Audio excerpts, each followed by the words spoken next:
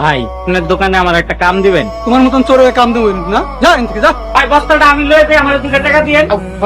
ভাই, আপনার দোকানে আমার একটা কাম দিবেন? আরে বেটা না বেটা, কি কাম দিব বেটা, সামনে যা। আমি আজকাও গেছিলাম মানুষের কাছে কাম চাইতে, কেউ তো আমার কাম দিল না। এখন তুই কো আমি কি করব? তোর আগে মানুষের মনে বিশ্বাস আনা লাগবে, নইলে কেউ তোরে কাম দেব না।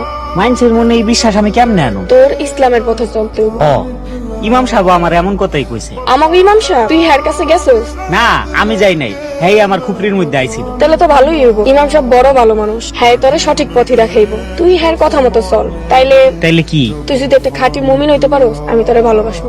আমি একটা বাচ্চা, তুই আমারে ভালোবাসবি? ইসলামের পথে গেলে তো আর তুই চোর থাকবি, তুই একজন মুমিন। আমি তো সবসময় আল্লাহর কাছে একজন মুমিন মানুষই চাইছি। সত্যি কথা কইতেছিস কুলসু? আগে মুমিন হয়ে আহো, তারপর তোমার হাতে আমার হাত হইব, কথা দিতেছি। ঠিক আছে। ইউনুস, যেখানে যাইবা মনে রেখো আমি তোমার অপেক্ষায় থাকবো। আসসালামু আলাইকুম ইমাম সাহেব। ওয়ালাইকুম আসসালাম। হুজুর, আপনার লগে একটু কথা ছিল। বলো, কি বলতে চাও? হুজুর, আমি না ভালো হয়ে যাইতে চাই, আমি ইসলামের পথে আইয়া মুমিন বান্দা হইতে চাই। আপনি আমারে পথ দেখায় দেন। তোমার মধ্যে তো ঈমান আছে, তবে মুমিন হওয়া একটু কঠিন কাজ।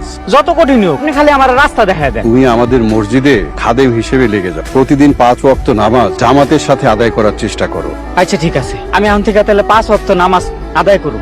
হে আল্লাহ, কোন রকম কঠিন পরীক্ষা ছাড়া সঠিক পথে আনার রহমত বরকত দান করো মালিক।